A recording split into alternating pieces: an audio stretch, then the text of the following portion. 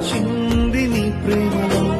కమ్మేసిన చీకట్లను నిత్య వెలుగుగా మార్చావు. సర్వస్వము నా కోసము శిలువపై ధార పోసావు.